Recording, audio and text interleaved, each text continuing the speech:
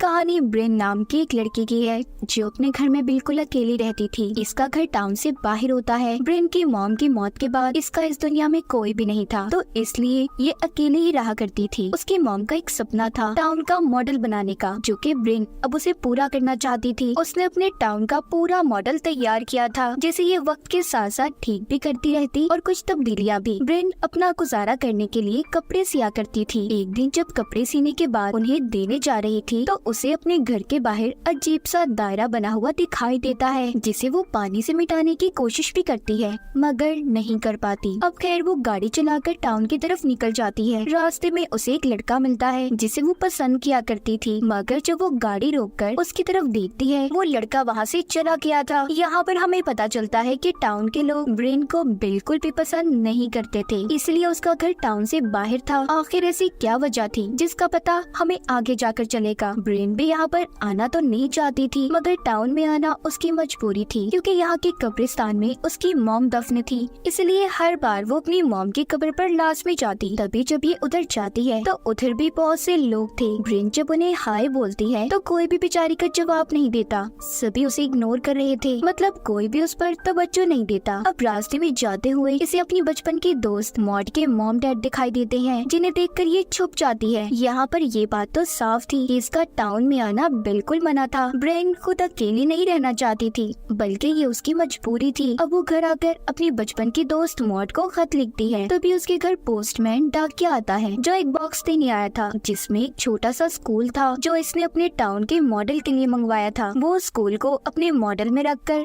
बहुत खुश होती है। इसी तरह हंसते खेलते वो अपने खत को भी पूरा करती है, जो कि मॉड को लिख रही थी वो, जिसमें अब ये लिखती है, मॉड मैं जानती हूँ मैं खुद को कभी भी माफ नहीं कर पाऊंगी और मैं तुम्हें हर वक्त याद करती हूँ। इसके घर में मॉड की तस्वीरें भी थी जो सिर्फ उसके बचपन की थी। क्या मॉड कहीं पर चली गई थी? आखिर मॉड का राज क्या था? अब इन सब बातों के बारे में हमें आगे जाकर पता चलेगा। एक रात ब्रेन जब सो रही होती है तभी अचानक से उसके घर की सारी लाइट्स जल जाती हैं, मगर ब्रेन अब भी सो रही थी। कुछ देर के बाद सारी लाइट्स बंद भी हो गई थी। तभी बाहर से किसी चीज के गिरने की आवाज आती है, जिसकी आवाज सुनकर ब्रेन जाग गई थी। वो आवाज दरअसल बाहर से डस्टबिन गिरने की थी। जब ब्रेन उसे ठीक करने के लिए जाने के लिए लाइट जलाती है तो ये क्या, उसके घर की कोई भी लाइट नहीं जलती। जब वो नीचे आती है तो देखती है उसके घर का दरवाजा खुला था और उसके घर में एक अजीब सा क्रिएचर घूम रहा था। ब्रेन जब गौर करती है तो उसे पता चलता है कि वो कोई क्रिएचर नहीं बल्कि एलियन था। उसने भी ब्रेन को देख लिया था, इसलिए अब वो उसका पीछा करता ऊपर की तरफ आ जाता है। ब्रेन जल्दी से भागकर अपने कमरे में बेड के साइड पर छुप गई थी। वो एलियन जब ब्रेन के कमरे में पहुंचता है तो वो बेड के नीचे जाकर छुप जाती है। उसने करीब से उस एलियन के पाँव देखे थे जो बहुत ही अजीब थे। फिर जब उस एलियन को कोई नहीं मिलता वो खिड़की से बाहर निकल जाता है। अब ब्रेन जल्दी से खिड़की को बंद करती है। तभी उसे महसूस होता है कि जैसे वो एलियन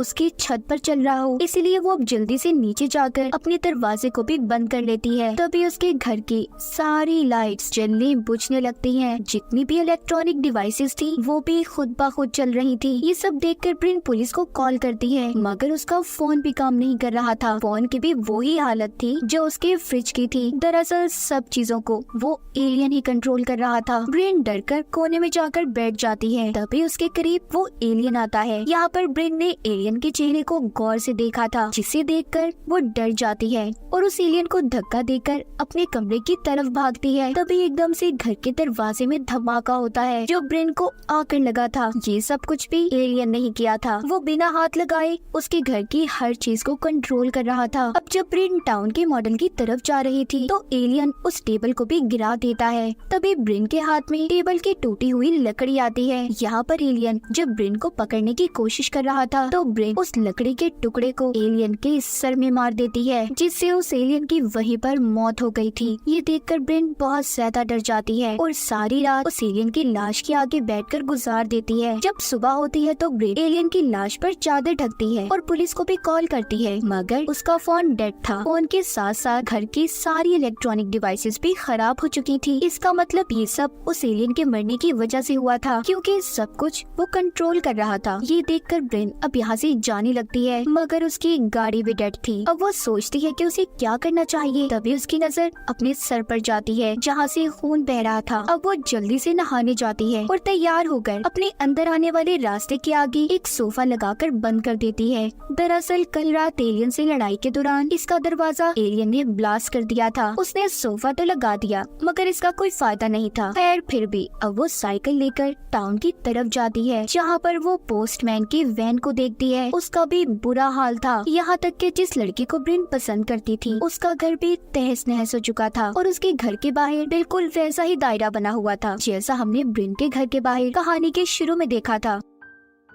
इसके बाद वो जल्दी से पुलिस स्टेशन जाती है, जहाँ पर मॉड के मॉम डैड थे। मॉड की मॉम उसके मुंह पर थूक देती है। इस बात को देखकर ये अंदाजा तो हो गया होगा कि मॉड के घर वाले उससे कितनी नफरत करते थे। ब्रिन इस बात को समझ चुकी थी कि उसे टाउन से कोई मदद नहीं मिलने वाली, इसीलिए वो रोते हुई अपने घर वापस जाती है। मगर रास्ते में उसकी तबीयत खराब हो रही थी, उसे संभालने वाला भी कोई नहीं होता। ब्रिन को ये समझ आ गई थी कि उसका इस टाउन में कोई भी नहीं है और उसका घर तो एलियन के हमले से तबाह हो गया। इसलिए जब वो अपने सामने से गुजरती हुई बस को देखती है, उसने यहाँ से जाने का फैसला कर लिया था कि इस टाउन को छोड़कर वो हमेशा हमेशा के लिए चली जाएगी। तभी हम देख पाते हैं टाउन के सभी घरों के सामने वो ही एक गोल दायरा था जो हमने ब्रिन के घर के बाहर कहानी के शुरू में देखा। मतलब यहाँ पर भी एलियन का हमला होने वाला था। वो दायरा एलियंस ने ही बनाया था। तभी बस में बैठे ब्रिन पर पोस्टमैन हमला कर देता है। दरअसल वो एलियन के कंट्रोल में था। उसके गले में कोई ऐसी चीज थी जिससे एलियन का इंसानों पर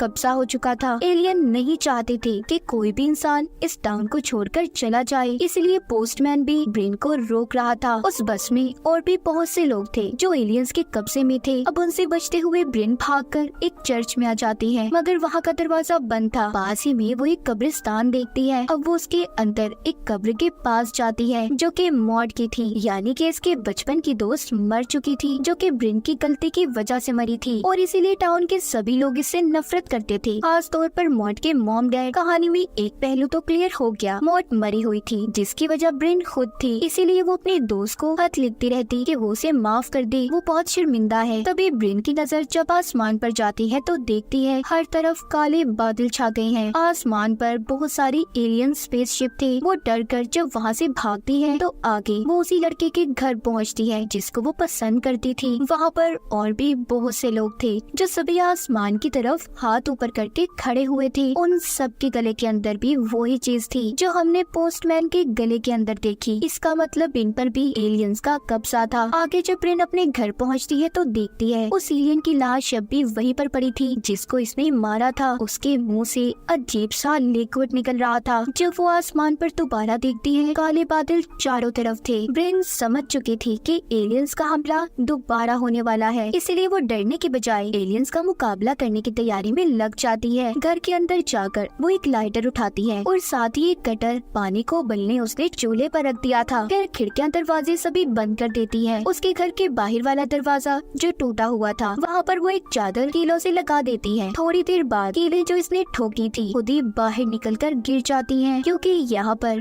अब एलियंस आ चुके थे। सबसे पहले वो अपने साथी एलियन की लाश को खींचते हैं जिसे ब्रिन ने मार दिया था। ये देखकर ब्रिन घर के बेसमेंट में जाकर छुप जाती है। तभी दूसरा एलियन इसके घर में दाखिल होकर इसके पास बेसमेंट में आ गया था। वो उस एलियन को कैंची उठाकर मारना चाहती थी, लेकिन उसके अंदर जो ताकत थी वो हर चीज को अपनी तरफ खींच सकता था, इसीलिए वो कैंची को भी खींच लेता है। ब्रिन के हाथ में मॉड और उसकी जो तस्वीर थी उसे भी एलियन ने अपनी तरफ खींच लिया था और उसे बहुत ही गौर से देख रहा होता है। इसी बात का फायदा उठाकर ब्रिन वहाँ से भाग गई थी और वापिस ऊपर आ जाती है। तभी ऊपर उसे एक छोटा एलियन दिखाई देता है। था तो वो छोटा मगर उसके हाथ बहुत लंबे थे। वो ब्रिन को अपने हाथों से पकड़ने की कोशिश कर रहा था। ब्रिन उससे अपने आप को छुड़वाती है और खोलता पानी जो इसने उबलने रखा था उस छोटे एलियन पर डाल देती है, मगर उस एलियन को इससे कुछ भी नहीं हुआ था। अब ब्रिन अपने बाथरूम में छुप गई थी, लेकिन वो एलियन इतना तेज था बाथरूम के दरवाजे को भी अपने हाथों से चीर फाड़ कर देता है। तभी ब्रिन अब खिड़की के रास्ते वहाँ से भागने की कोशिश करती है। जल्दी से एलियन ने उसकी टांगों को पकड़ लिया था। ब्रिन झाड़ू उठाकर उस एलियन को मारती है।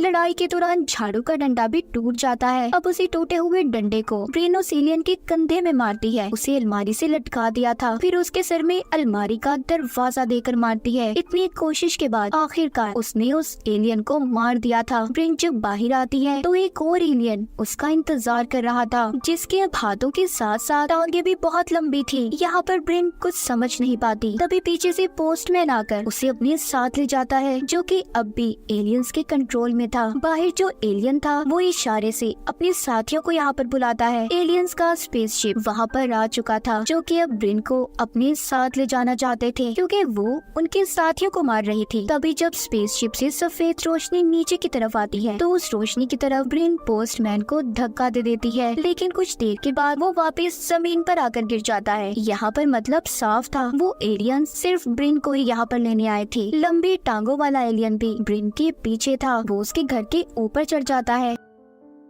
तभी जल्दी से ब्रिन अपनी गाड़ी में जाकर छुप गई थी, लेकिन एलियन वहाँ पर भी आ चुका था। ब्रिन जल्दी से गाड़ी से बाहर आती है और उस एलियन को गाड़ी में ही बंद करके उस पर जलता हुआ लाइटर छोड़ देती है, जिससे गाड़ी में बहुत बड़ा धमाका होता है। वो एलियन भी ब्लास्ट होने की वजह से मर गया था, मगर अब भी एलियंस के स्पेसशिप से निकलने वाली सफेद रोशनी ब्रिन का पीछा कर रही थी। वो भागते हुए अपने घर के अंदर आ जाती है। तभी उसे अंदर एक और एलियन मिलता है जो पहले बेसमेंट में इसके पीछे आया था, जो उसे मारने की बजाय उसकी तस्वीरों को गौर से देख रहा था। तभी पीछे से ब्रिन उस एलियन पर हमला करने का सोचती है, लेकिन एलियन को इस बारे में पता चल चुका था, इसलिए वो ब्रिन पर हमला करके उसे दूर फेंकता है। और अब एक लाल रोशनी ब्रिन के घर के अंदर आती है, जिसने उसे फ्रीज कर दिया था, यानी कि वो वहाँ पर जम गई थी। अब एलियन उसके पास आता है और अपने मुंह से अजीब सी चीज निकालता है। दरअसल ये पैरासाइट की तरह काम करता था। इन एलियंस का ये एक हथियार